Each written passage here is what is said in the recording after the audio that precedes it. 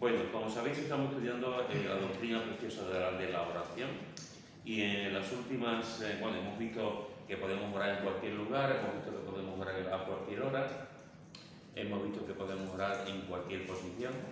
Hemos visto también, estamos viendo cómo algunos de los requisitos que hay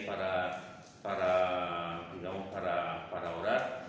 Hemos visto que tenemos que tener conciencia de nuestra necesidad de orar. Si no tenemos conciencia, jamás oraremos. Entonces tenemos que tener conciencia de nuestra necesidad de orar. Para eso tenemos que saber quiénes somos y tenemos que ser conscientes de nuestras limitaciones. Cuando una persona ora, en realidad esa persona lo que está diciendo es: dependo de ti, Señor, dependo de ti. Cuando una persona habla con el Señor y dice eso, está diciendo: Señor, estoy hablando contigo porque de mí no me fío, en un sentido, que dependo absolutamente todo de ti. Esa necesidad es la que nos lleva a hablar con el Señor. También vimos que se debe de hacer la oración en el nombre de Cristo. Oramos en el nombre de Jesús. Y también hemos visto que tenemos que orar en fe. Si no oramos en fe, ¿para qué oramos? Si yo no creo que el Señor me vaya a responder, ¿para qué le pido cosas? Entonces tenemos que orar. Uno de los requisitos imprescindibles en la oración, sobre todo en la oración de petición y de intercesión, es tener fe. También hemos visto que tenemos que tener obediencia. Es muy triste cuando hablamos con el Señor y hacemos lo que nos da la gana. Y oramos, le pedimos cosas, pero nuestra vida es una vida totalmente carnal. Y a veces hablamos, le decimos cosas al Señor que en realidad no estamos viviendo. Y estamos viviendo, y pues, cuando fuimos hablando de esto, hablamos de ejemplos de personas que incluso te hacen unas oraciones súper espirituales que tú dices: qué forma de orar. Y después te enteras que estás viviendo con una persona, o te enteras que has robado en su trabajo, o te enteras que estabas vendiendo droga y te quedas pasmado.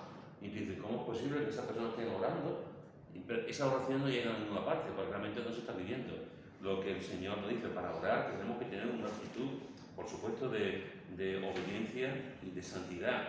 Y la semana pasada, si recordáis, estuvimos también orando sobre, tenemos que reconocer la soberanía de Dios. Cuando oramos, por encima de nosotros está la soberanía de Dios. Tenemos que orar con fe, tenemos que ser valientes, audaces en nuestras peticiones al Señor. Cuando le pedimos, otra cosa es la alabanza, pero cuando le pedimos tenemos que ser audaces y con fe, pero al final tenemos que descansar en la soberanía de Dios. No hay ningún despropósito entre las dos cosas, al contrario. El creer con fe y el esperar en la soberanía de Dios son las dos partes de la misma moneda, las dos caras de la misma moneda, la confianza absoluta en el Señor. Y otra de las cosas que vimos también fue que tenemos que orar con una actitud, como he dicho antes, de no estar viviendo el pecado.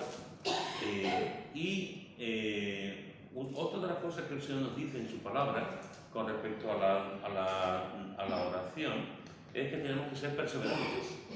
Tenemos que ser perseverantes en la oración. Cuando yo hablo de perseverante, ¿para ti qué significa la palabra perseverante? Cuando se habla de perseverar, ¿eso qué significa? ¿Qué te viene a la mente cuando se dice que hay que perseverar? ¿Qué imagen se te viene? Ser constante en la oración. Ser constante en la oración. Perseverar y ser constante son términos similares. Muy bien. Ser constante. ¿Qué significa ser constante o ser perseverante?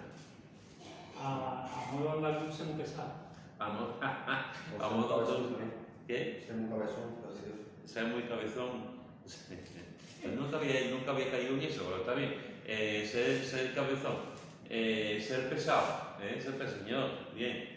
Y hazlo aunque no quieras o aunque no le da ganas.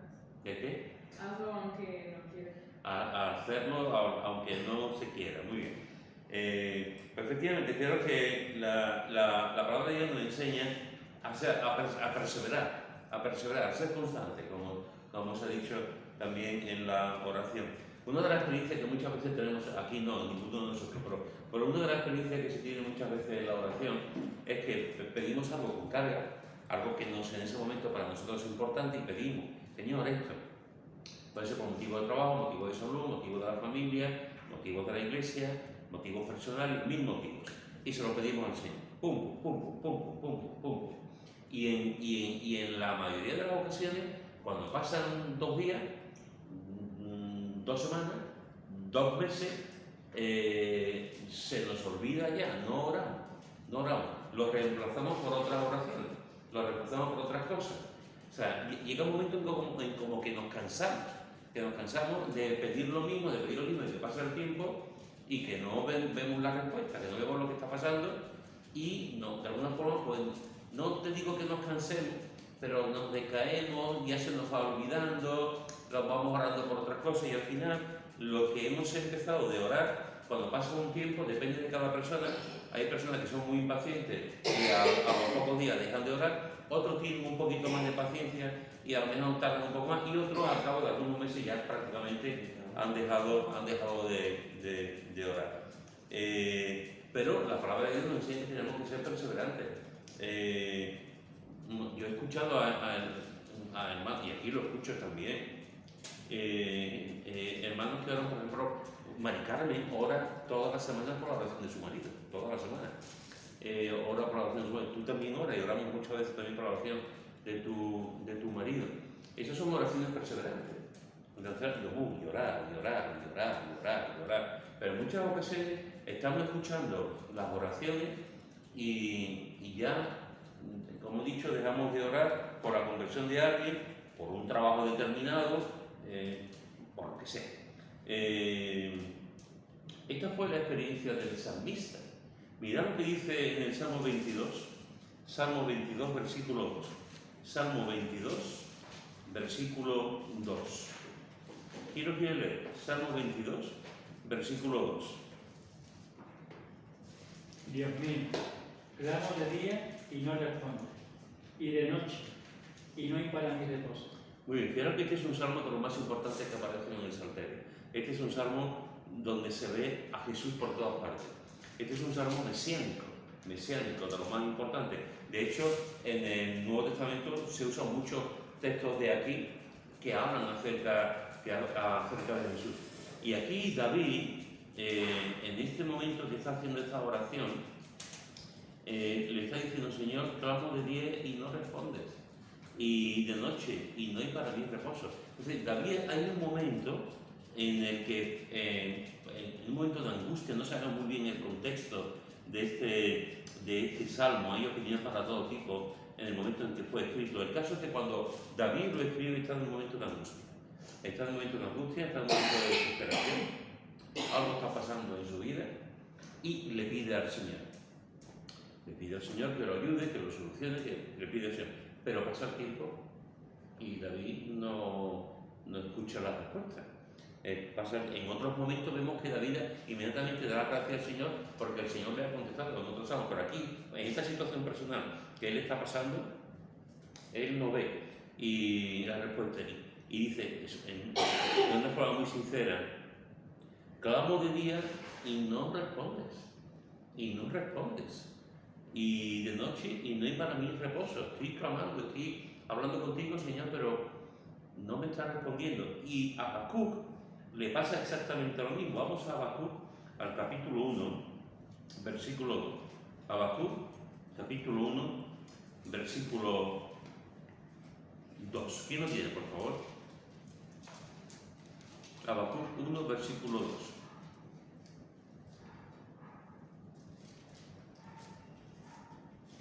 Ya sabéis que Habacuc está después de Génesis. ¿Hasta cuándo, Jehová, clamaréis y no oirás? Y daré voces a ti a causa de la violencia y no salvarás. Muy bien, fijaros que Habacuc está diciendo: ¿hasta cuándo, Jehová, clamaré y no oirás? ¿Hasta cuándo, Jehová, clamaré y no oirás? Y daré voz a ti a causa de la violencia y no salvarás. Esta es la misma experiencia también que de David, exactamente la misma. En otras circunstancias, en otro tiempo, han pasado ya años entre uno y otro. Uno es profeta, el otro es rey. O sea, hay muchos cambios, pero la actitud interna es la misma. La situación personal es la misma. Habacuc está clamando al Señor y el Señor no lo responde. David está clamando al Señor y el Señor no lo responde. Eso es lo que vemos en los dos, y podríamos dar otros ejemplos también que aparecen en la Escritura, y no solamente en la Escritura, sino también ejemplos de nosotros. Cuando nosotros estamos orando de una forma,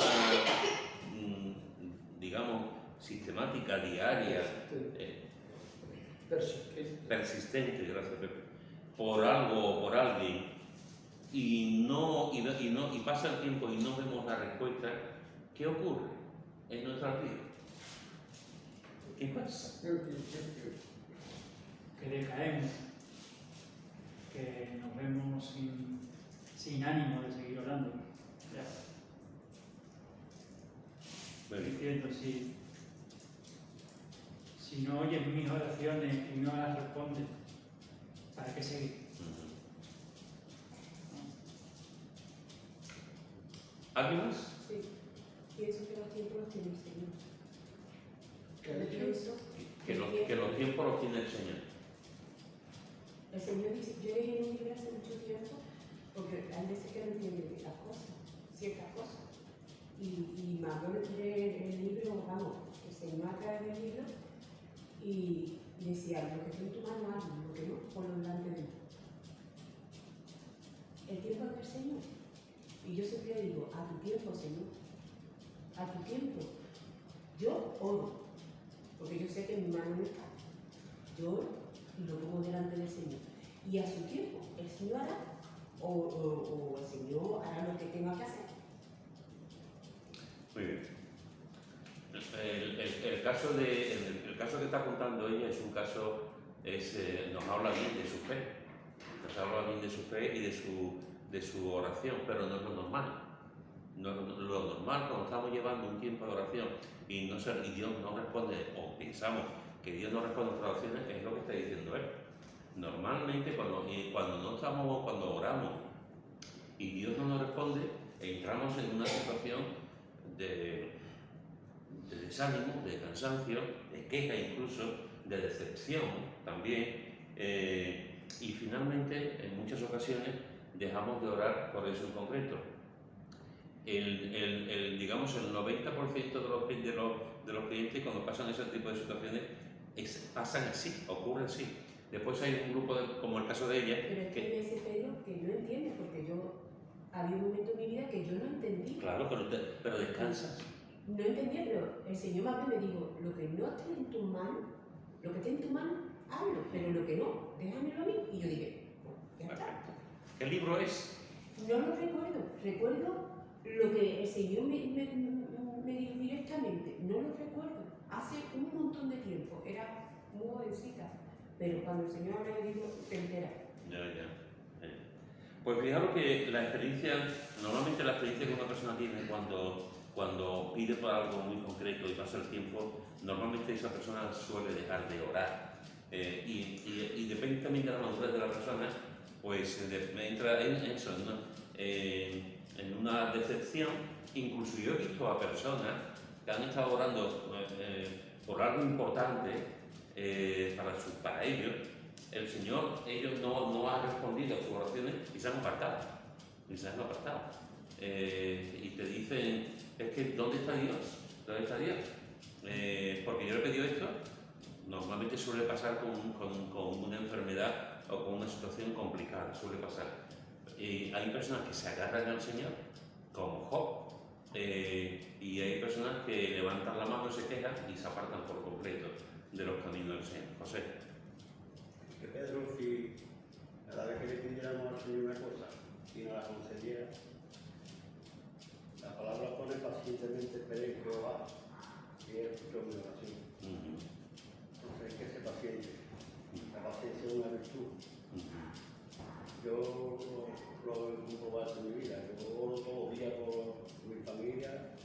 Bueno, a lo mejor puede ser que parta de este mundo y no la vea yo convertida, pero quién sabe. Y cuando yo parta, ella se convierte. Eso es.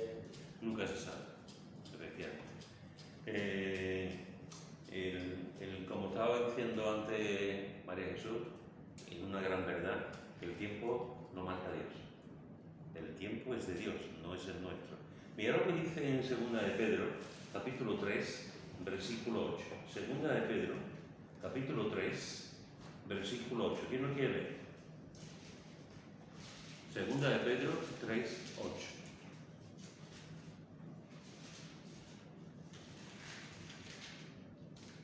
Mas, oh amado, no ignoráis esto, que para el Señor un día es como 1000 años y 1000 años como un día. Mira, esto es algo, esto también lo dice en otras partes de la Escritura. Pedro está escribiendo algo que ya se ha dicho en otras partes. Y es una verdad. Para el Señor, el tiempo de Dios y el tiempo nuestro es un tiempo diferente. Nosotros solemos, nos acordamos, Emiliano y ustedes tres, y Char y yo, nos acordamos cuando nacieron nuestros hijos. Eso no se olvida. Nos acordamos de las malas noches. También. Nos acordamos de los berreos, de llorar. ¡Ah! Nos acordamos. Cuando tú tienes un bebé, los niños pequeños lo tienen todo de golpe.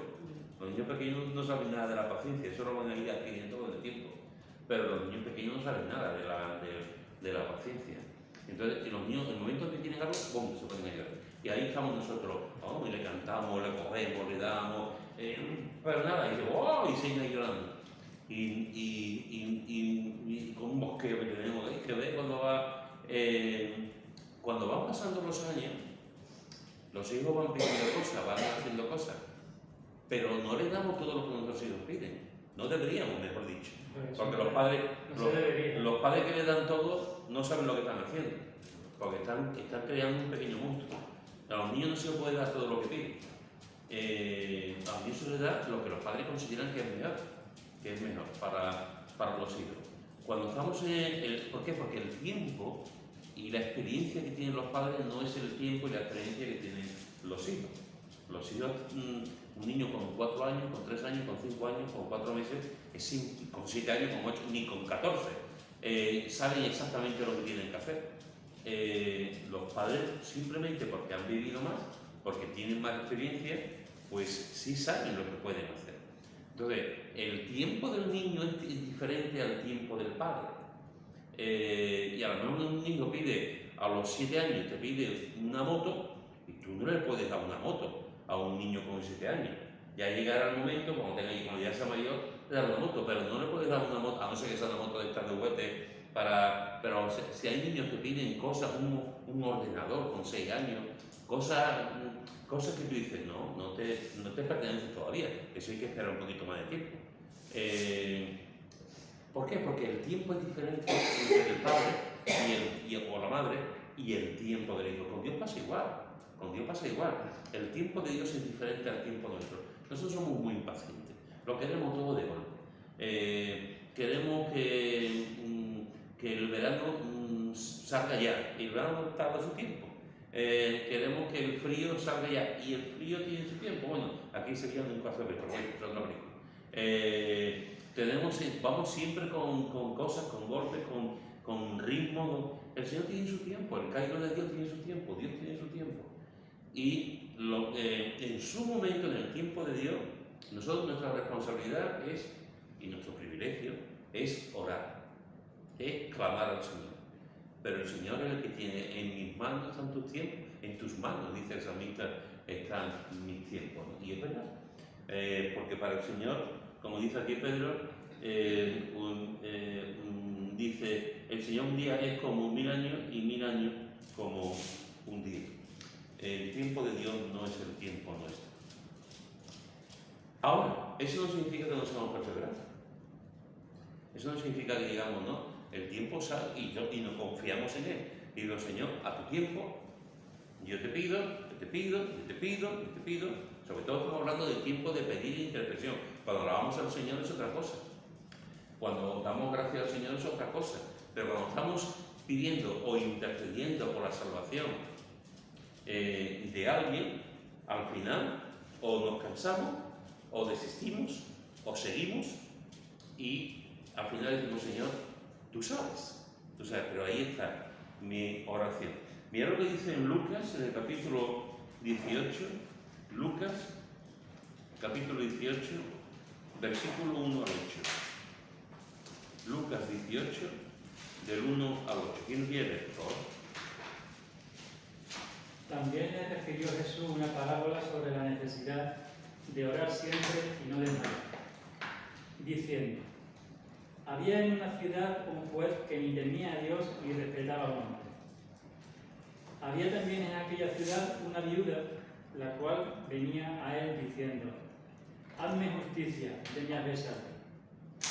Y él no quiso por algún tiempo, pero después de esto dijo dentro de sí: aunque ni temo a Dios, ni tengo respeto a hombre, sin embargo, porque esta viuda me es molesta, le haré justicia, no sea que viniendo de continuo me agote la paciencia.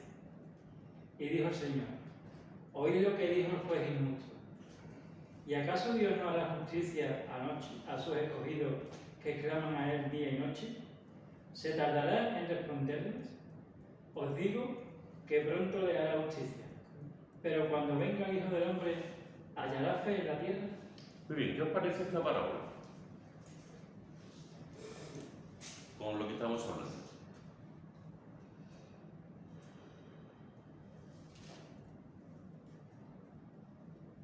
Perseverancia y constancia. Perseverancia y constancia.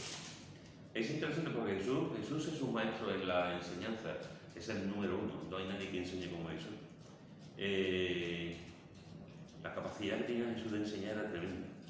Y aquí, una de las cosas que Jesús hacía mucho era enseñar con parábolas, con historias, con cuentos, para que la gente, para coger la atención de la gente. Y aquí Jesús cuenta una parábola sobre la importancia de orar, efectivamente. Jesús le da importancia a orar. Cuando estamos estudiando la oración y llegará un momento en que estudiaremos la vida de oración de Jesús. La vida de oración de Jesús es impresionante. Es impresionante. Jesús le daba mucha importancia a la oración. Hasta tal punto le daba importancia a la oración que los discípulos le dijeron un día: Señor, enséñanos a orar. De ver cómo él le daba, cómo él oraba, cómo él clamaba, etc., ¿no? Jesús le da mucha importancia y de hecho incluso aquí está contando una parábola para que la gente vea la importancia de la oración. Y Jesús le está diciendo: os voy a contar una parábola sobre la necesidad de orar siempre y no desmayar. Y esta es la clave de lo que después va a contar. La clave de la parábola: orar siempre y no desmayar. Siempre, siempre, siempre. No dejarse vencer por el desánimo, no dejarse vencer por la situación, no dejarse vencer por las voces negativas que a veces vienen. Anda, no ores más. ¡Oh, qué pesado! No va a pasar nada, no va a cambiar, no va a ocurrir nada. Seguir orando, orando, orando, orando y no desmayar. Jesús pone, en la parábola cuenta una ciudad y había un juez que ni temía a Dios ni respetaba a hombre.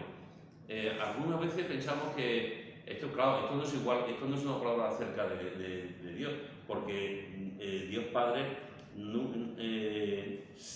o sea, Jesús sí tiene temor de Dios. Aquí no podemos pensar que está hablando del mismo, es una parábola y está poniendo el ejemplo de un hombre que no temía a Dios, no era ni mucho menos como Jesús, ni respetaba al hombre. Jesús sí respeta al hombre, este hombre no, este juez no. Y en la ciudad había una viuda y ocurre algo con alguien, no sabemos, no lo pone, y le dice al juez: hazme justicia de mi adversario. ¿Qué había pasado entre esta viuda y su adversario, su enemigo? Ni idea, no sabemos lo que había pasado entre ellos, pero algo había ocurrido. Y él no quiso por algún tiempo, pero después de esto dijo dentro de sí: aunque ni temo a Dios, ni tengo respeto a hombre, sin embargo, porque esta viuda me es molesta, usted imagínalo todos los días, ¿me va a ayudar? ¿Va a hacer justicia? ¿Cuándo va a arreglarte? O el teléfono, el juez, ¿cuándo va? Llega un momento en que el güey está desesperado. Llega un momento en que ya el güey le dice: ya, esta mujer ya me tiene loco. Dice: porque me es molesta, le haré justicia. No sea que viniendo de contigo me agote la paciencia. Dios no agota la paciencia. Pero ahí podemos clamar al Señor, podemos clamar al Señor continuamente, que siempre sabemos que el Señor agota su paciencia, permitidme esta expresión, cuando vivimos en pecado. Y llega un momento que el Señor hace así y nos disciplina. Y nos dice, y yo para allá, y nos disciplina. Pero la paciencia de Dios es infinita, como todos sus atributos. Por lo tanto, cuando vamos al Señor, tenemos dentro de una vida cristiana normal, entendemos que el Señor nunca va a tener impaciencia a vosotros. Nunca va a decir, otra vez está aquí el pesado de Pedro Adorno hablando conmigo. Es ahí por él. No. El Señor nunca va a caer. Yo sí puedo caer con otro y decir otra vez lo mismo, otra vez igual. Pero el Señor nunca, porque es paciente. Y dijo el Señor, oí lo que dijo el juez injusto. ¿Y acaso Dios, yo, no haré justicia a los escogidos que claman a Él, que me claman a mí día y noche? Se tardará que responder. Si un juez hace eso ante una mujer pesada, ¿cuánto más el Señor ante sus hijos? ¿Cuánto el Señor va a responder, no a los pesados, sino a sus hijos, en lo que dice?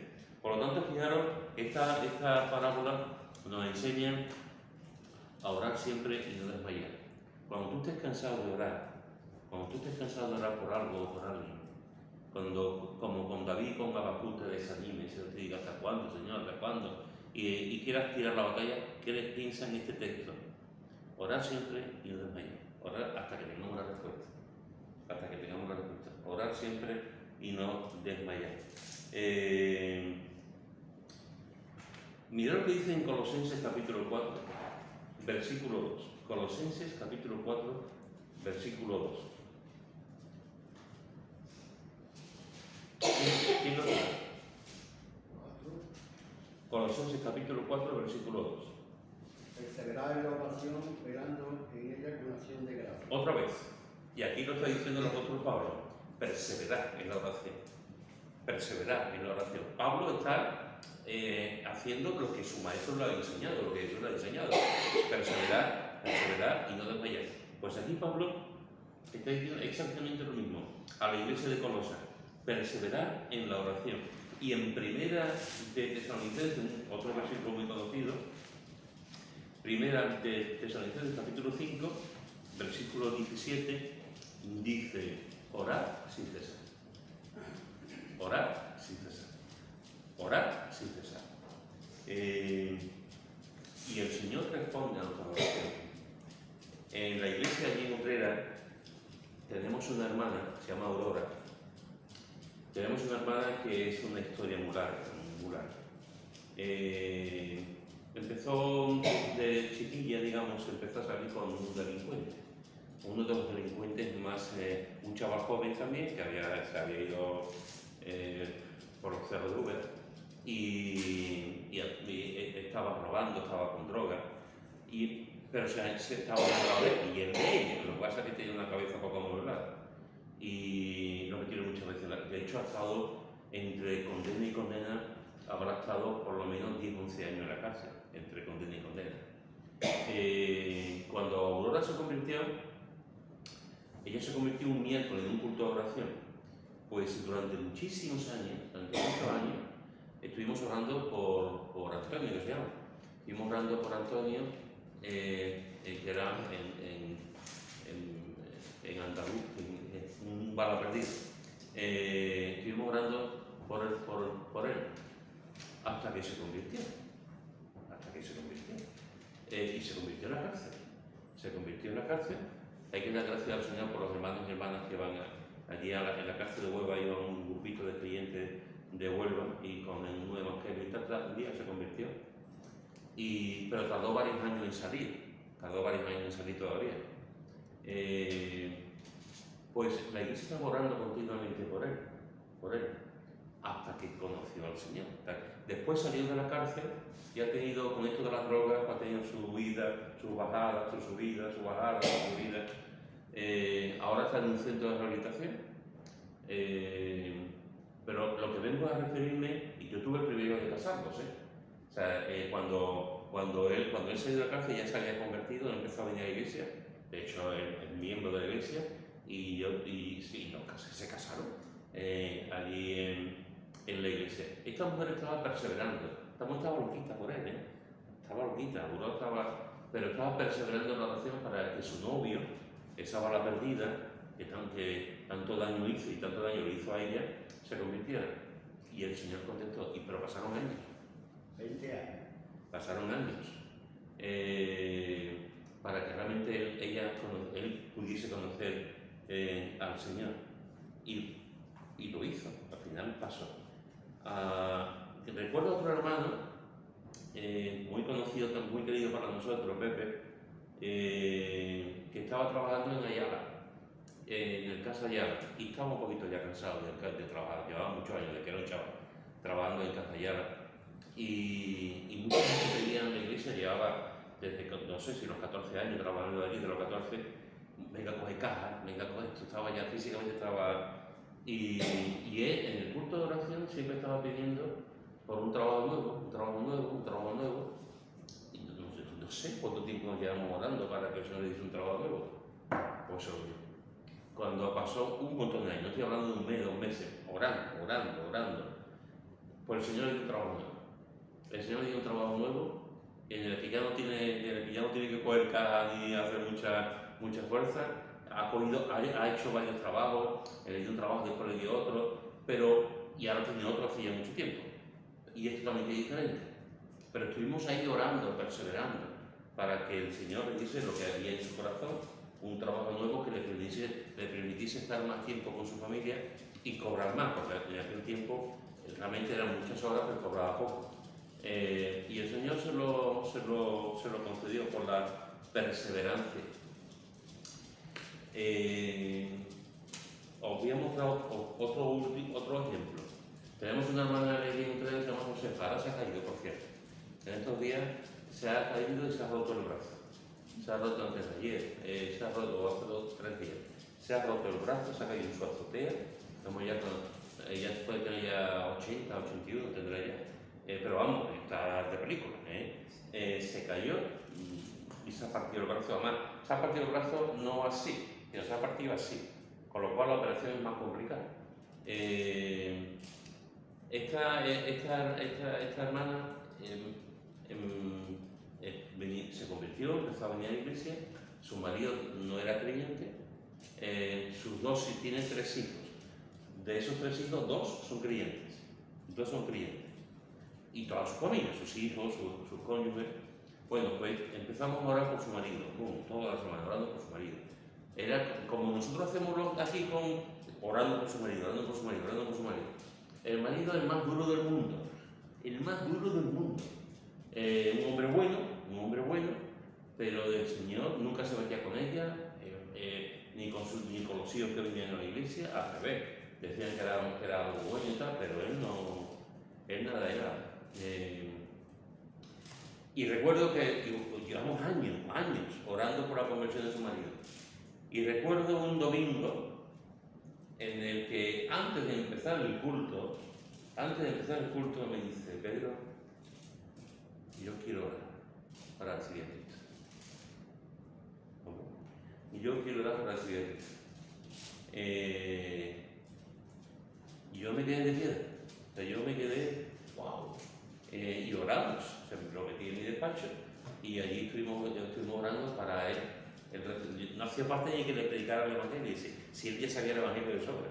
Y estuvimos orando. Bueno, pues cuando yo no dije nada, y cuando en la iglesia, cuando salí, cuando me tocó el culto para salir a predicar, lo compartí. Si hubierais visto a esta hermana con su marido, la iglesia, aquello fue una fiesta después de tantos años de orar para que su marido conociera al Señor.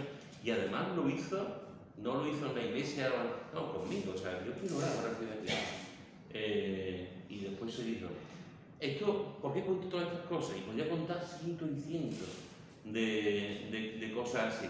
De la importancia de la oración, de la importancia de perseverar. Nunca dejéis de orar por vuestro marido, por vuestro padre, por vuestro hermano. Nunca, hasta que se convierta. Nunca. Boom, perseverar. Nunca dejéis de perseverar por vuestras hijas. Nunca. Ahí, boom. Aunque estéis cansados, boom, perseverar y no desmayar, orando, como otras cosas que podamos tener.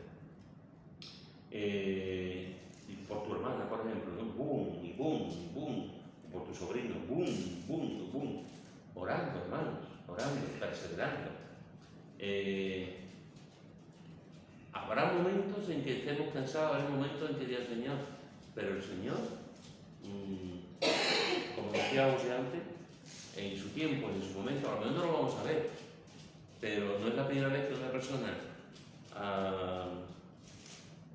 ha fallecido, se ha ido con el Señor y no ha visto la conversión de la persona que ha estado orando, el Señor se la ha llevado y no lo ha visto, pero se ha convertido. Esa persona que estaba orando se ha convertido. Ha pasado muchas veces. Entonces, nuestra responsabilidad es orar, orar, orar y orar. Y estar perseverando en la oración sin desmayar. Pero orar y también descansar, ¿no? Claro, claro. Porque si estás orando, estás ahí, estás... Totalmente. Es lo que está diciendo tu madre. Orando y descansar, porque si estamos orando, estamos en una agonía, en una lucha, con un estrés. Por eso te digo, ora y descansa. Ya está, yo no tengo, mis manos no están nada, yo no puedo hacer nada. Eso es. Si yo me voy a estar... Sí, totalmente. Por eso oramos, porque no podemos hacer nada. Por eso oramos, porque humanamente no podemos hacer nada. Y quien lo puede hacer es Él. Y una vez que oramos, lo dejamos en Él y descansamos en Él. Por lo que no podemos hacer la oración es una agonía. Señor, no, hay que descansar, efectivamente. Que no significa que el hecho de que estemos orando sin desmayar no significa que caigamos en una esquizofrenia, ni mucho menos. Oramos, clamamos al Señor, pero descansamos. Sí, porque si no es algo terrible. Sí. Entonces, porque yo voy a decir, Pedro, es que cuando ve uno a un hijo que va acostado en su pelo, sabiendo lo que le puede ocurrir y le da unos consejos, y venga, y uno sufre, Pedro, claro, te desanima, te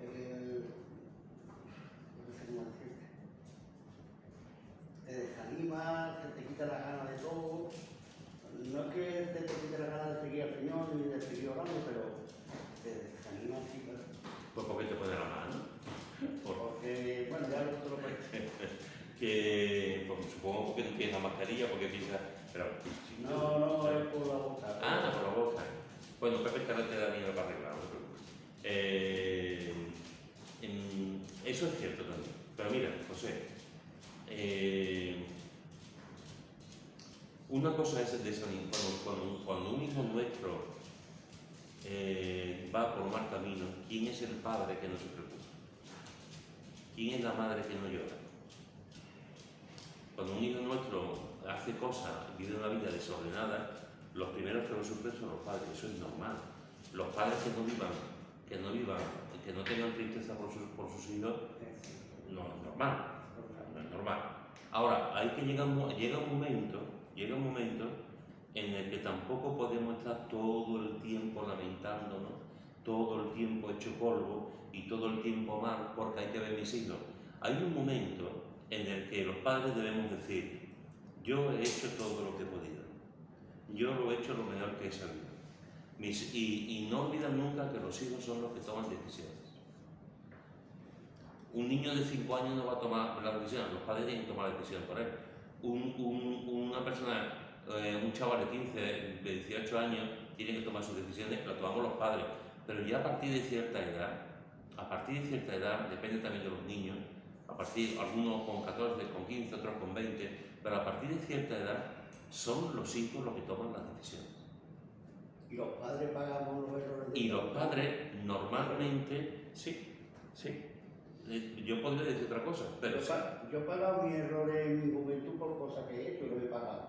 Pero es que hoy en día queremos tanto, como yo digo, proteger a nuestros hijos, que muchas veces, como yo digo, yo he pagado mis errores en mi vida antigua, bueno, he pagado las consecuencias de mis errores, ¿entiendes?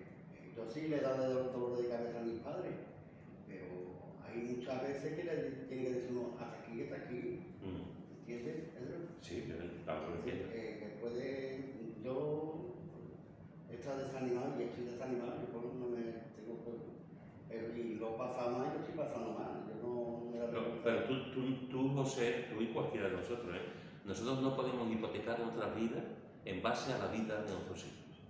Pero que haremos las consecuencias de los hijos pago yo, Pedro. El mal que ellos hagan, luego me va a repercutir a mi vida. También depende, José, también depende. Hay un momento en que si no se pone freno a los hijos, hay un momento en que los hijos van a hacer con los padres lo que les dé la gana. Exactamente. Lo que les dé la gana. Desde el dinero hasta la ropa, lo que sea. Se manipula. Pero ahí, que manipulan. Pero ahí y si al final dejamos, consentimos todo, al final las consecuencias van a ser graves. Eso es verdad. Por eso depende del tiempo, de la madurez también, y que tenemos que entender que los padres somos padres, que no somos perfectos. Y que no podemos obligar a nuestros hijos a vivir una vida determinada, porque son decisiones de los hijos. Y lo que no podemos vivir son vidas tristes, amargadas, hechos polvo, con lo cual están ganando ellos. Están ganando ellos. Y además otra cosa también. Además también tenemos que tener en cuenta que no solamente están nuestros hijos, que tenemos a nuestro cónyuge. Cuando descuidamos, cuando no estamos tan enfocados en los hijos y tenemos tantos problemas con los hijos, y estamos descuidando la media naranja que tenemos. Si descuidamos eso, apague y vámonos. Apague y vámonos. Porque entonces, por la vida de mis hijos, resulta que yo estoy destruyendo no solamente mi propia vida, porque me estoy amargando, estoy triste, mi relación con Dios está mal, no tengo ánimo para nada. No solamente me estoy, digamos, pasándolo mal yo, sino que también la persona que tiene a mi lado, la madre de mis hijos, mi esposa o mi esposo, también al final se convierte en que no la cuido o lo cuido. Y eso no puede ser. Eso no puede ser. Uno no puede vivir solamente por los hijos. Porque llega un momento en que los hijos o se van o hacen lo que les da la gana. Entonces no podemos estar... ¿Qué es lo que tengo? Mi mujer o mi marido. Mis hijos ya son mayores. Mis hijos toman sus decisiones. Estamos aquí para ayudarles en lo que podamos. Pero para ayudarles en lo que podamos. No para ayudarles en lo que ellos quieren siempre. Que es muy diferente. Y después cuidar lo que tenemos a nuestro lado. Pues si encima de nuestros hijos están rebeldes y bien como le da gana, y yo no cuido mi relación con mi cónyuge, ¿quién está ganando ahí? ¿Quién está perdiendo? En realidad están perdiendo todos. Los hijos están perdiendo porque han tomado mala decisión. Pero también el matrimonio está perdiendo porque no toma una decisión de cuidarse mutuamente, de amarse mutuamente. Nuestros hijos toman esas decisiones, bueno, pues ¿qué hacemos? ¿Con una pistola pega un tiro? No podemos hacerlo. Entonces, los hijos seremos muy siempre, los padres seremos padres siempre, pero hasta ciertos límites. Hasta ciertos límites. Lo que no podemos, si mis hijos salen mal, yo tengo que afianzar más mi relación con mi cónyuge, por mi bien y por el bien del otro o de la otra. Y mucho menos que mi vida se vaya apagando porque mis hijos son rebeldes o están viviendo una vida llena de pecado. Porque al final son ellos los que están conduciendo nuestra vida. Yo creo que me he ido por la vía triste, pero bueno. Porque yo tengo un ejemplo muy bueno de la perseverancia en la oración, que no tiene que ver con la salvación, pero cuando yo en 2017 la misión me aceptó por primera vez y fui a presentar mi ministerio al Consejo de Misiones de mi iglesia y me dijeron que llevaban desde que yo tenía 12 años orando por mí porque ya sabían que iba a ser misionera. Y esto fue para mí que llevaban ya 10 años orando por eso y que había fruto, había la respuesta del Señor y eso para mí hasta hoy en día es un ánimo tremendo porque el Señor ya sabía, lo había confirmado y había pasado un año entero orando y eso fue para mí un ejemplo súper guay de perseverancia en la oración. Qué bueno. Porque no solamente estabas orando tú, que es lo más Ellos normal. antes que yo no Es- salía hasta los 16, ellos Eso. cuando yo tenía 11 o 12. Lo normal es orar uno por el deseo que tiene en su corazón. Eso es lo normal.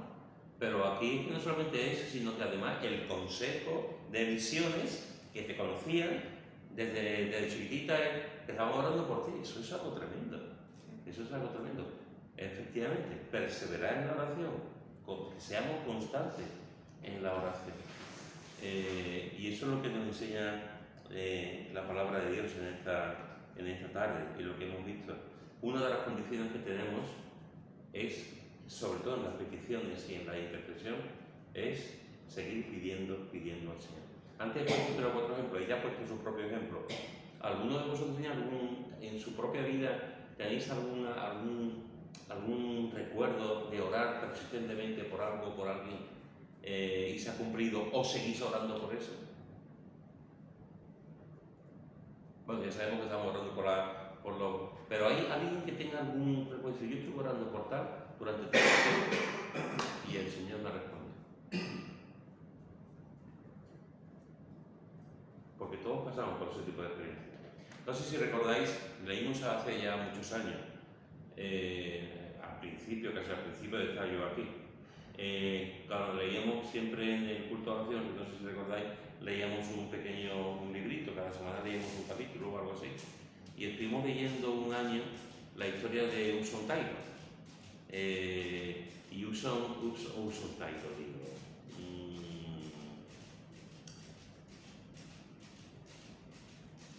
Ahí, lo diré, Pedro.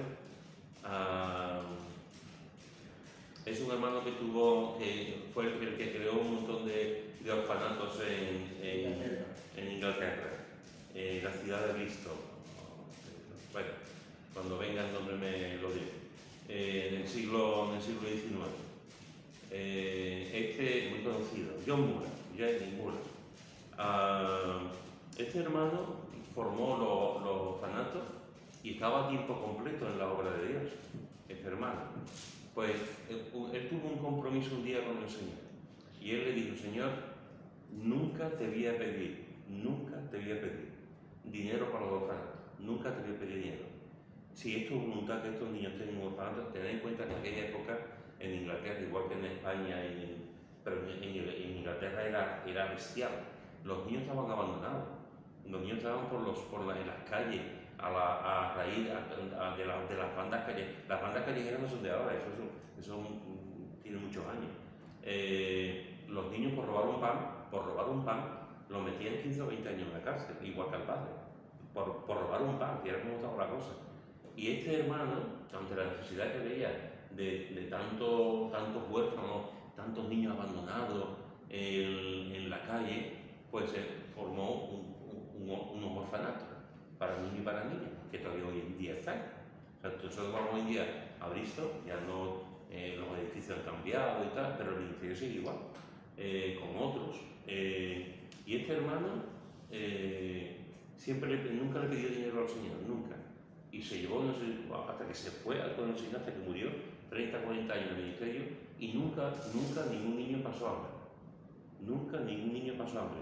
Y todos los niños tenían su camita y su almohada y su manta para dormir, su desayuno, su comida, su cena. Nunca pasaron hambre. Y él, en ese libro, que a mí me ayudó mucho sobre ese tipo de fe, una de las cosas que él contaba es que también había estado orando durante años, concretamente por 4 amigos. 4 amigos, no sé si recordáis, 4 amigos. Se llevó años y años y años y años y años, todos los días orando por sus 4 amigos. Antes de que él se fuera con el Señor, estando en vida, 2 de esos 4 amigos conocieron al Señor. 2 de esos 4 amigos conocieron al Señor. Y se fue con el Señor, murió, y los otros 2 no se habían convertido. Pues al poco tiempo de haber muerto él, de haberse ido con el Señor, se convirtió uno, y al tiempo se convirtió otro, ya muy mayores, ya eran como él, porque este hombre murió con 90 y pico de años, y su amigo era de la misma quinta. Pues, y conocieron al Señor toda su vida orando por estos amigos, y conocieron al Señor. ¿podrá haber una oración más perseverante? Yo con 2 meses me casaría. Él estuvo años y años y años, toda su vida orando por estos amigos. Él tuvo la gracia, la alegría de ver a 2 de ellos convertirse y no pudo ver a los otros 2, pero los otros 2 se convirtieron cuando él se fue con el Señor. Hermanos, oremos, porque donde no podemos nosotros, puede. Amén. No sé si alguien quiere hacer un comentario.